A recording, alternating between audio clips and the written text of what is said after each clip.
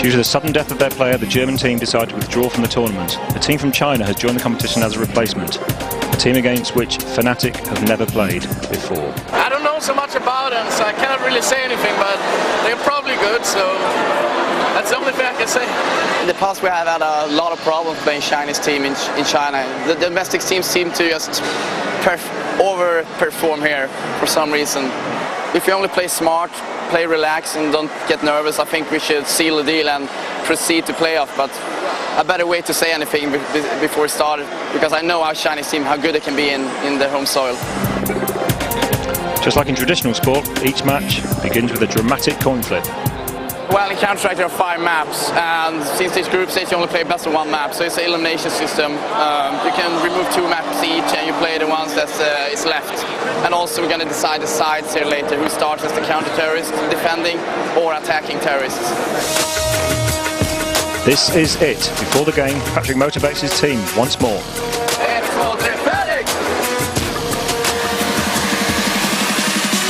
Patrick has to motivate his friends properly if they're to be fully focused and deliver their best performance. This is very important, especially at the beginning of a tournament.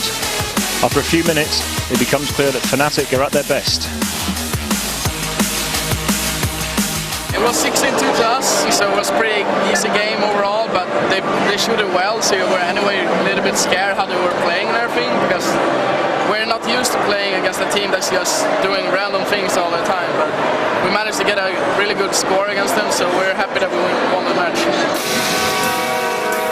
The boys spend the break between matches as real sportsmen normally do. Real e-sportsmen at least. Get stuck in. The matches are pretty close. We usually have 5 or 10 minutes between the matches, but now for some reason we have 2 hours, so might as well eat something. And the only thing we can eat here in China, or right here, is McDonald's. Not because we don't like Chinese food, but the other places are crowded, so it's pretty fast. Just grab some chicken and sit down, so it's pretty great.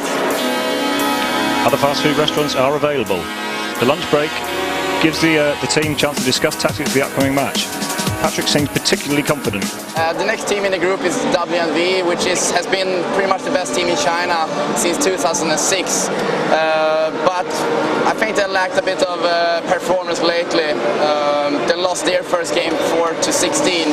We won our first game 16-2. So with the coming in with the momentum now from winning the first game, I feel very confident that we beat them. As it turns out, he's right. With a final score of 16-7, the Swedes take an easy win. The final matches for first place in the group. Their toughest opponent, Team Na'Vi, is already awaiting in the semi-finals.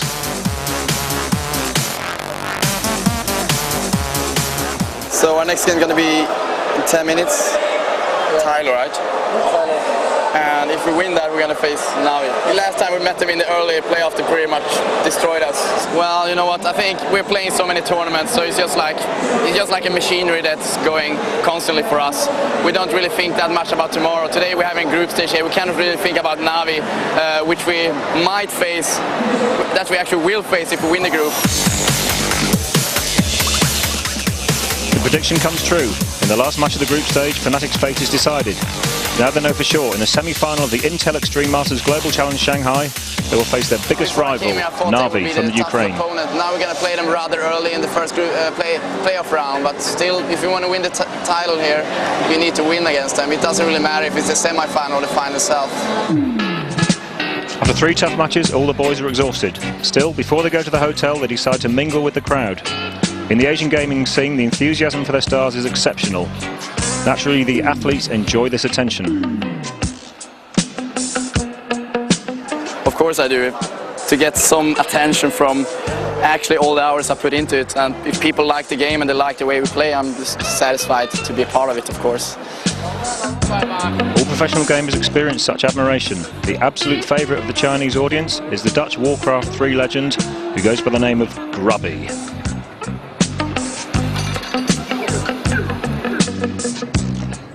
After a few more interviews, autographs and photos, Team Fnatic is finally on the way to the hotel.